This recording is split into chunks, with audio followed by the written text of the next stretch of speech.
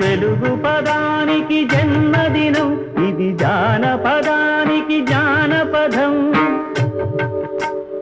7 స్వరాలే 7 కొండలై కలసిన కలియుగ విష్ణు పదం. అన్నమయ్య జననం, ఇది అన్నమయ్య జననం, ఇది అన్నమయ్య జననం.